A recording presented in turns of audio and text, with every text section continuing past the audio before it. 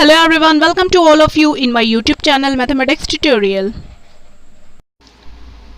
So guys, today we are going to start our new chapter which is System of Particles and Rotational Motion. तो भाई आज हम लोग बात करने जा रहे हैं अपने न्यू टॉपिक या न्यू चैप्टर की, जो है हमारा सिस्टम ऑफ पार्टिकल या rotational motion. System of particle पहले समझेंगे वो क्या होता है, उसके बाद ही हम लोग आएंगे रोटेशनल मोशन पे कि भाई रोटेशनल मोशन क्या है. अभी तक तो हम लोगों ने भाई ट्रांसलेटरी मोशन को समझ लिया. ट्रांसलेटरी मोशन के बाद आगे बढ़ते हैं तो देखते हैं रोटेशनल मोशन क्या होता है. ठीक है, तो चलिए बिना टाइम वेस्ट किए स्टार्ट करते हैं अपना न्यू चैप्टर.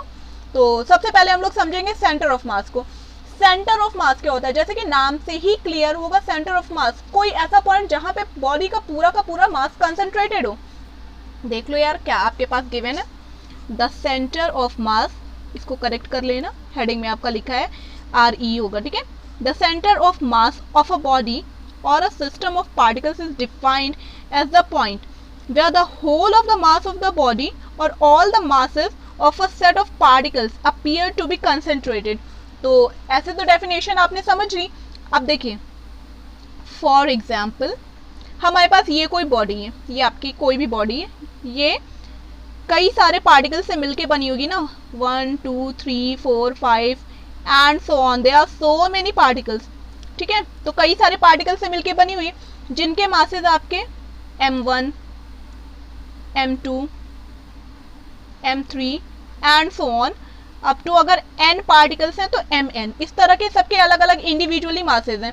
ठीक है, हर पार्टिकल का अपना अलग मास है. तो हमने कह दिया M1 M2 M3 and so on up to Mn, इनके मासेज हैं. तो भाई बात दिक्कत कहाँ पे आ रही है, हम कह रहे हैं पूरी की पूरी बॉडी का जो मास है वो इस पॉइंट पे कंसंट्रेटेड है, ग्रीन वाला.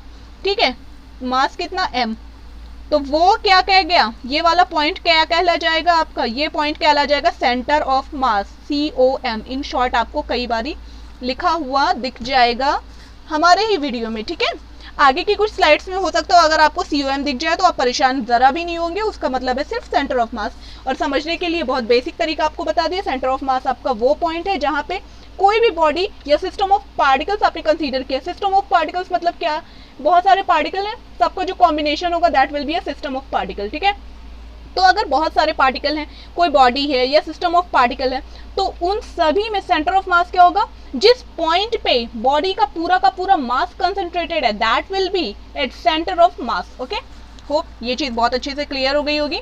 ना क्लियर हो तो वीडियो को यार पॉज कर करके रिवाइंड कर करके चेक करते रहा करो, वो आपकी रेस्पॉन्सिबिलिटी है, आपको चेक करना पड़ेगा. अब आते हैं centre of mass of a 2 particle system.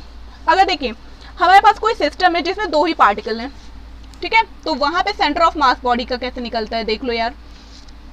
Centre of मास कैसे निकलेगा, इमेजिनरी पॉइंट होगा. ये पहले तो डायग्राम को देखो, यहाँ पे आपका एक पार्टिकल है ऑफ मास M1, यहाँ पे दूसरा पार्टिकल है ऑफ मास M2. ठीक है, तो यहाँ पे हमें क्या करना है, सपोज कर लो कि सेंटर ऑफ मास यहाँ कहीं है. ठीक है, तो ओरिजिन से इसका डिस्टेंस, फर्स्ट वाले पार्टिकल का डिस्टेंस R1 वेक्टर और सेकेंड वाले का वेक्टर R2. ठीक है, पोजीशन वेक्टर दोनों का लिख लिया.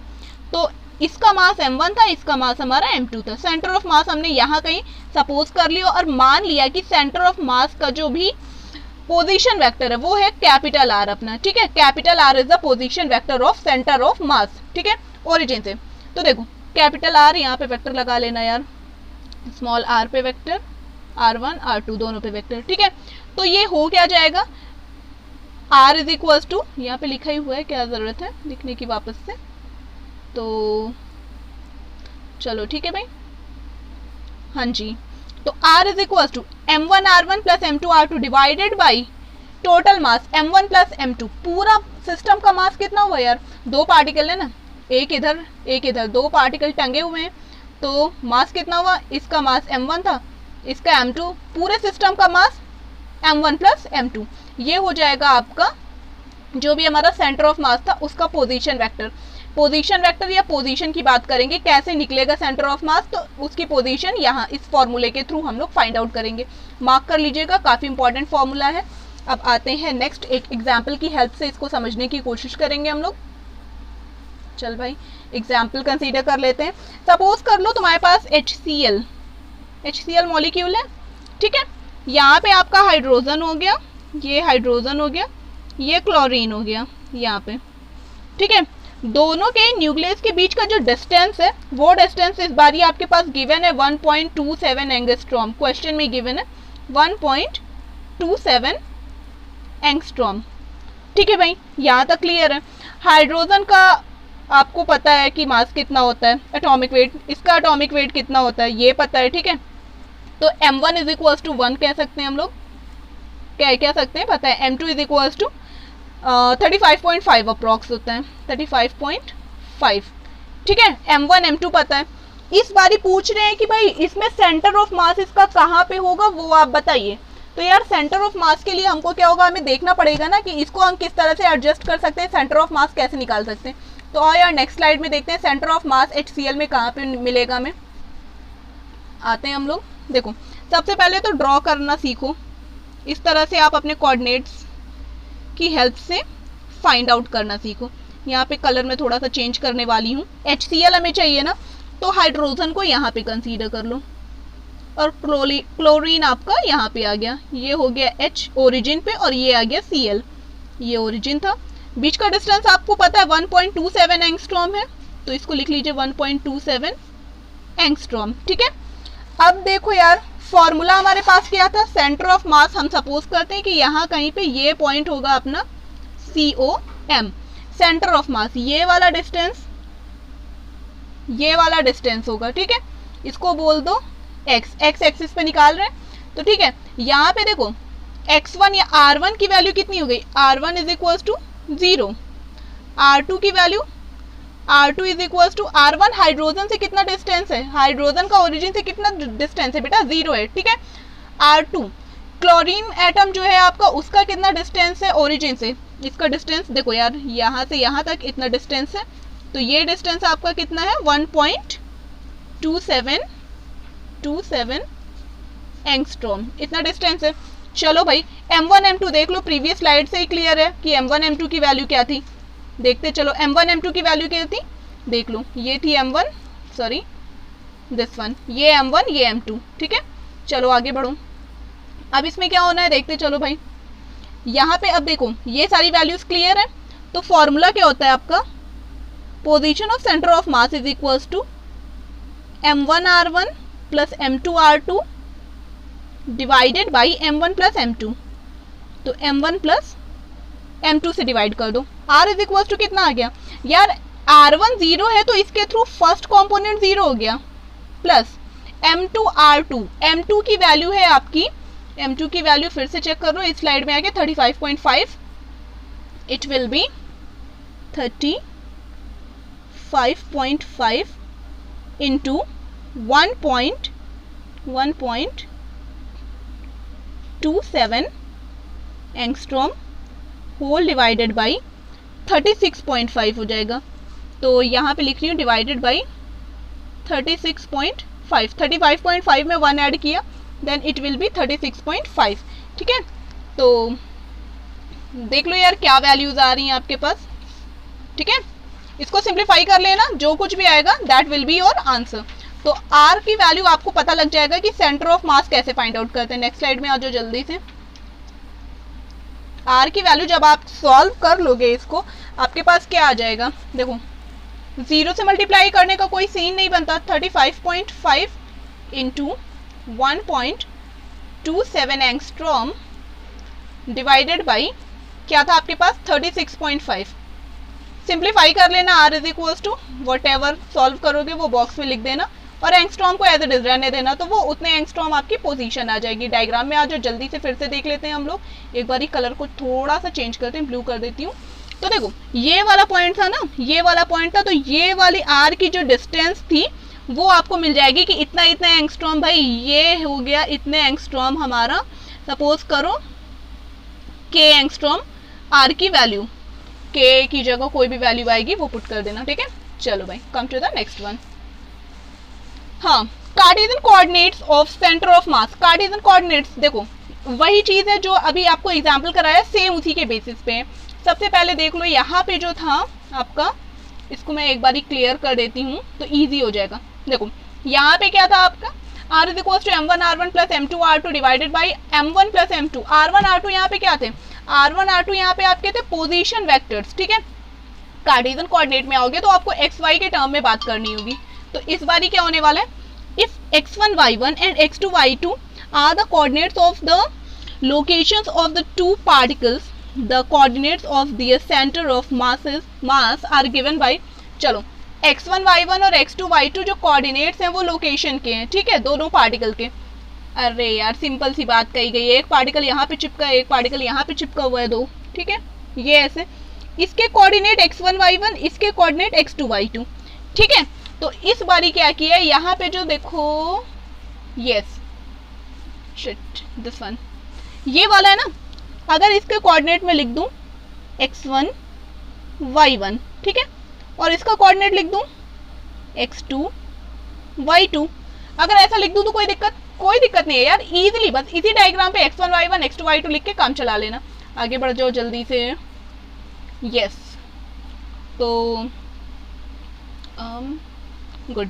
फिर क्या कह रहे हैं, हाँ, तो जो x वाली वैल्यू आएगी, आपका जो सेंटर ऑफ मास जो हम लोग यहाँ से r, इसका पोजीशन निकालते थे ना r, उसका भी कुछ कोऑर्डिनेट आएगा, तो x, y में लिखेंगे, तो उसमें जो x कोऑर्डिनेट है वो कैसे मिलेगा, m1 x1 plus m2 x2 divided by m1 plus m2। Similarly इसके y कोऑर्डिनेट की वैल्यू कैसे मिलेगी, y is equal to m1 y1 plus m2 y2 divided by m1 plus m2, ठीक है भाई, इतना काम कर लेना, देखो इजीली सिंप्लीफाई कर लोगे, ओके। जैसे r1 था, r1 की जगह पे इस बार हमने x और y कर दिया, ठीक है, तो ये चीज आप देख लीजिएगा, बहुत अच्छे से आपको क्लियर हो जाएगी। Next is centre of mass of n particle system. देखो अभी एक पार्टिकल तो नहीं, दो पार्टिकल थे, दो पार्टिकल के साथ तीन पार्टिकल होंगे तो क्या करोगे, तीन पार्टिकल होंगे तो भी देख लो एक बारी, जल्दी से देख लो। अगर आपके सिस्टम में तीन पार्टिकल्स गिवन हो, 1 2 3 इस टाइप से, तो तीनों के पोजीशन वेक्टर लिख लो, इसका पोजीशन वेक्टर r1, इस वाले का पोजीशन वेक्टर r2, इसका पोजीशन वेक्टर r3, इसका मास m1, इस वाले का मास इस साइड लिख रही हूँ m2, इसका मास m3। तो सेंटर ऑफ मास जो कोई भी होगा उसका पोजीशन वेक्टर कैसे मिलेगा, r is equal to m1 r1 plus m2 r2 plus m3 r3 whole divided by m1 plus m2 plus m3। अगर इसी को बात करें कोऑर्डिनेट सिस्टम में लिखने की, तो एक्स वाई जेड कर दीजिएगा, जहाँ एक्स वाई लिया था हमने वहां पे एक्स वाई और जेड कंसीडर कर लीजिएगा। तो यहाँ पे जैसे एक्स वाई लिखा था, एक कंपोनेंट और मिल जाएगा आपको जेड का, तो m1 x1 plus m2 x2 plus m3 x3 divided by m1 plus m2 plus m3। इसी तरह से similarly y is equal to m1 y1 plus m2 y2 plus m3 y3 divided by m1 plus m2 plus m3। Similarly अगर आप यहाँ पे z लिखते हो, वो 3 वाले पार्टिकल सिस्टम हैविंग 3 पार्टिकल्स, उसके लिए बता रही हूँ, m1 z1 plus m2 z2 plus m3 z3, 3 particle हैं आपके पास, divided by whole divided by m1 plus m2, एक second just a minute,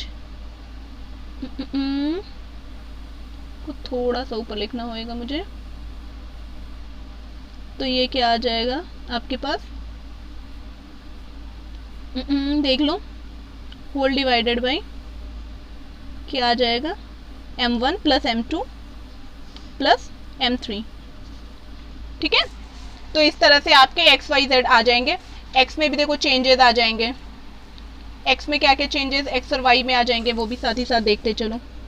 x और y में कहाँ कहाँ चेंजेस आ जाएंगे, x will be equals to m1 x1 plus m2 x2 plus m3 x3 whole divided by m1 plus m2 plus m3, ठीक है। Similarly y coordinate को भी आप लिख लीजिएगा, x y z कोऑर्डिनेट इस तरह से आ जाएंगे। तो सिस्टम ऑफ 3 पार्टिकल्स के लिए आप लिख लीजिएगा। आते हैं हम लोग next, centre of mass of n particle system. n particle system के लिए देखो, सबसे पहले आपने कंसीडर करना है एक ऐसा सिस्टम जिसमें आपके पास n पार्टिकल्स हो। तो फर्स्ट पार्टिकल का मास m1, सेकेंड का m2 and so on, nth particle का मास mn। तो यहाँ पे आपके पास बहुत सारे पार्टिकल्स यहाँ पे गिवन है, ठीक है। यहाँ पे हमने कंसीडर कर लिया कि सेंटर ऑफ मास उसका यहाँ पे एक्ट कर रहा है, जिसका कि मास है सेंटर ऑफ मास, मतलब पूरे के पूरे सिस्टम का मास कितना है, capital M.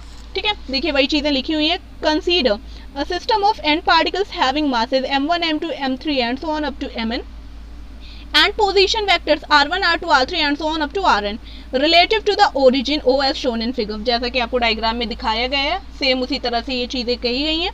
The total mass of the system is, पूरे सिस्टम का मास, देखो law of conservation of mass तो आपने पढ़ा ही है, तो ऑब्वियस सी बात है मास को, total mass of the system क्या हो जाएगा, m1 plus m2 plus m3 and so on up to mn। तो इसको कह दिया कैपिटल M। तो यहाँ पे सेंटर ऑफ मास ये था, यहाँ पे पूरा मास एक्ट कर रहा था सिस्टम का, that was capital M। The position vector of R, ठीक है, of centre of mass, the position vector R of centre of मास। भाई सेंटर ऑफ मास का पोजीशन वेक्टर अब कैसे लिखना है, विल बी, क्या लिखेंगे यार, R is equal to m1 r1 plus m2 r2 plus and so on mn rn whole divided by total mass कितना था, m1 plus m2 plus and so on up to mn। Simple सा फंडा है, जैसे अभी आपको बताया था मैंने, सेम वही लॉजिक यूज किया गया है। तो देख लो, R इज इक्वल टू कितने पार्टिकल्स हैं, m1 का position vector r1 plus m2 का position vector r2 plus and so on. ठीक है, फिर प्लस कितने पार्टिकल्स हैं, n पार्टिकल्स हैं, mn का position vector rn whole divided by total mass of the body, या मास, पूरे सिस्टम का मास कितना हो जाएगा यार, m1 plus m2 plus and so on, कहाँ तक, अप टू mn। तो ऐसे हम लोग पोजीशन वेक्टर निकाल लेंगे, किसका भाई, किसका, सेंटर ऑफ मास का। ठीक है, तो आई गेस ये चीज बहुत अच्छे से क्लियर हो गई होगी। अब देखो यहाँ पे क्या लिखा है, समेशन फॉर्म में लिख दिया है, तो ये चीज एक बार आप जल्दी से नोट डाउन कर लो, तो इसके बाद हम इसको इरेज करते हैं, आगे बढ़ते हैं। आई गेस कंप्लीट हो गया होगा, हाँ जी चलिए। तो ये क्या लिखा है, R is equal to, previous slide पे जल्दी से आ जाओ, देख लो यहाँ पे न्यूमरेटर में क्या लिखा है भाई, न्यूमरेटर में m1 r1 plus m2 r2 plus and so on up to mn rn।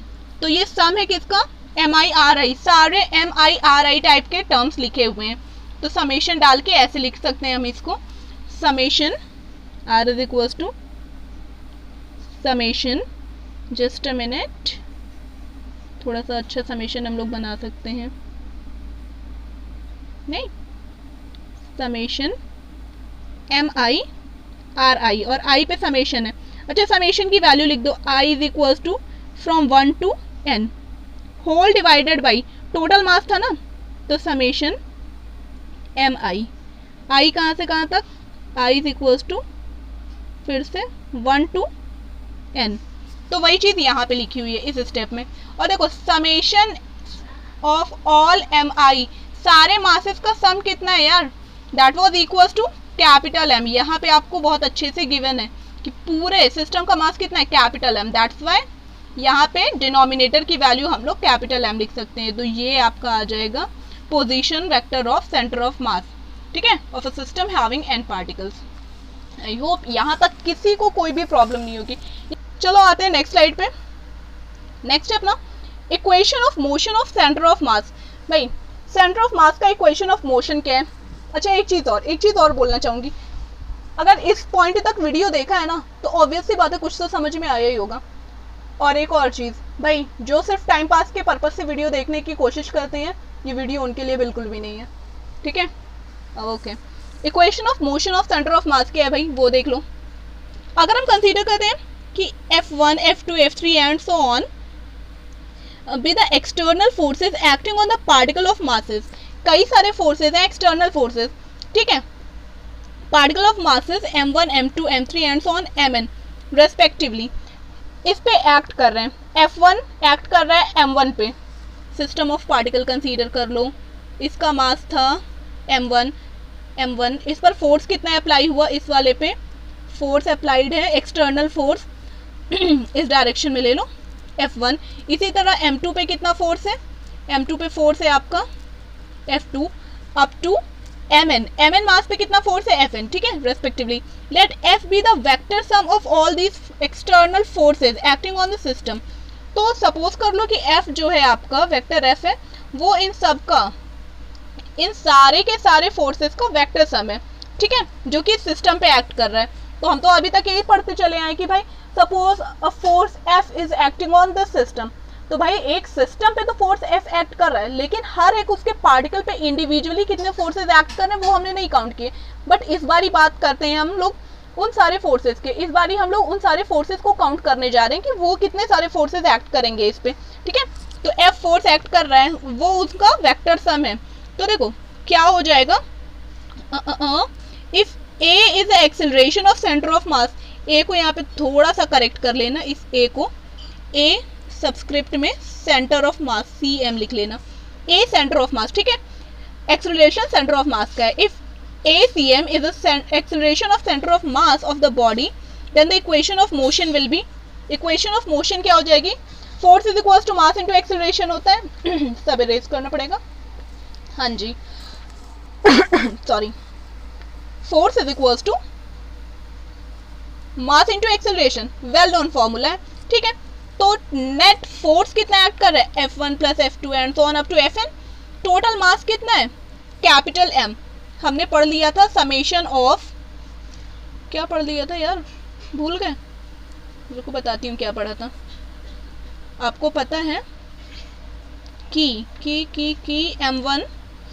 M1 plus M2 plus and so on up to Mn is equals to capital M, ठीक है। तो यहाँ पे कैपिटल M, mass into acceleration, acceleration किसका, centre of mass का।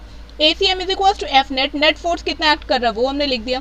Where A is equals to D2R by DT2, यहाँ पे पोजीशन कौन सा फैक्टर डिसाइड कर रहा है, R, ठीक है। R ही तो था position vector of centre of mass of the body, so double derivative of this position will give you the acceleration of the body, ठीक है।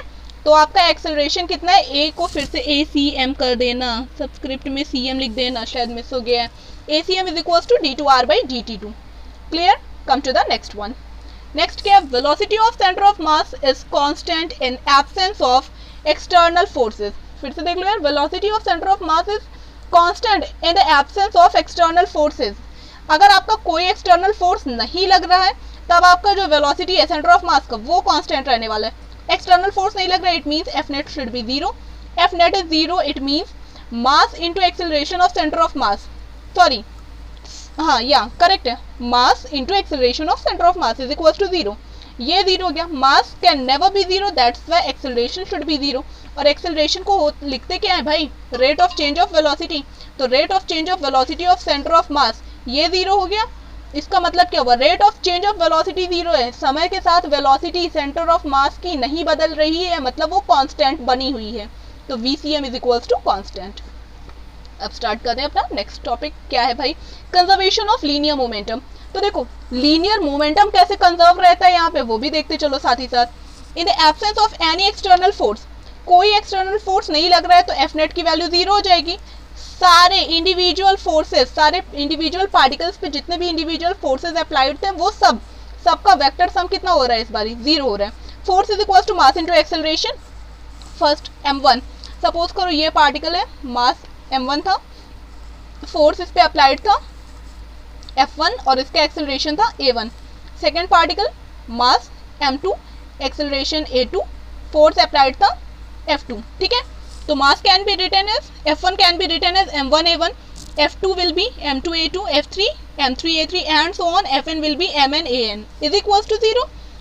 और ये भी पता है सबको अच्छे से कि एक्सेलरेशन को लिखते हैं rate of change of velocity, तो ये टर्म लिख दिया, ठीक है। A1 के प्लेस पे dV1 बाई dV2, यहाँ पे dV1 by dt, dV2 by dt, और यहाँ पे An के प्लेस पे, ओ शिट, यहाँ पे यार देखो 3 की जगह n कर दो, 3 के प्लेस पे n कर दो, dVn upon dt is equals to 0, okay. अब देखो फिर क्या होने वाला है, ddt, अगर हम पूरे का डेरिवेटिव लेते हैं तो क्या आ जाएगा, ddt of M1V1 plus M2V2 plus M3V3 plus and so on up to MnVn is equals to 0। क्यों ऐसा काम किया देख लो, जल्दी से देख लो, देखो ddt of mv, mass into velocity, it can be written as m times ddt of v, ठीक है। अब कोई ये नहीं कहेगा plus v times ddt of d d t of m भी तो आ जाएगा इसमें यार। Rate of change of mass आपने लिखा विद रिस्पेक्ट टू टाइम, ये कभी नहीं होता, टाइम के साथ साथ मास नहीं चेंज होता है, तो सेकंड टर्म जीरो है। D d t of m v can be written as m d d t of v, तो इसलिए इस टर्म को हमने इस तरह से लिख दिया है, सब में से डी डी टी को कॉमन कर दिया है। तो देखो डी डी टी को कॉमन कर दिया है, तो डी डी टी मतलब rate of change of this value, this bracket वाली value will be equals to zero, ऐसा गिवन है। मीन्स ब्रैकेट वाली वैल्यू शुड बी कांस्टेंट, ठीक है, ब्रैकेट वाली वैल्यू विल बी कांस्टेंट। तो ब्रैकेट वाली वैल्यू लिखा क्या है यार, P1 M we is equals to m into v, linear momentum P1, m2 v2 P2, m3 v3 P3 and so on up to Pn equals to constant, और पूरा net हम कह देते हैं इसको P, ठीक है। तो ये था हमारा सिंपल सा कॉन्सेप्ट किसका, कंजर्वेशन ऑफ लीनियर मोमेंटम। तो यहाँ से आपने बता दिया कि कोई एक्सटर्नल फोर्स नहीं लगेगा, तो आपका जो सिस्टम ऑफ पार्टिकल्स है उस पे हमारा जो है लीनियर मोमेंटम वो कंजर्व रहेगा हर बारी। नेक्स्ट आते हैं velocity of centre of mass. Velocity of centre of मास बहुत बेसिक सी चीज़ है। देखो फर्स्ट इक्वेशन को टाइम के रेस्पेक्ट में डिफरेंशिएट करने को कहा, फर्स्ट इक्वेशन कहाँ थी वो ढूंढ लो जल्दी से। यहाँ पे शायद देखा होगा, yes this was our equation number 1, ये थी फर्स्ट इक्वेशन।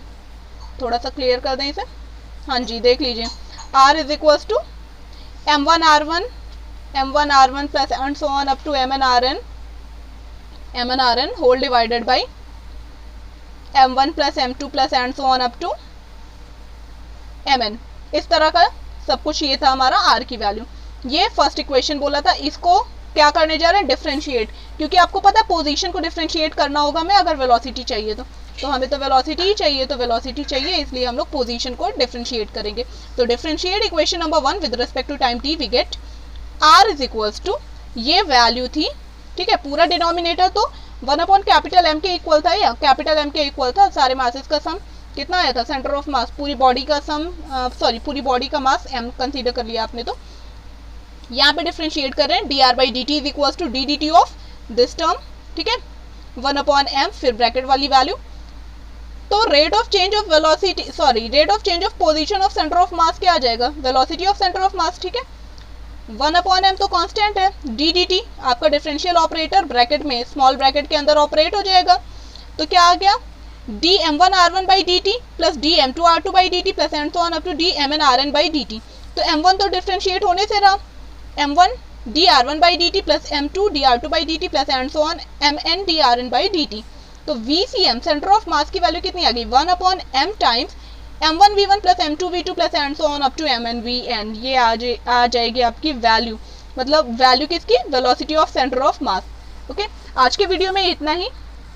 अब बात करेंगे हम लोग नेक्स्ट वीडियो में रोटेशनल मोशन की। तो तब तक के लिए थैंक यू, कीप वॉचिंग।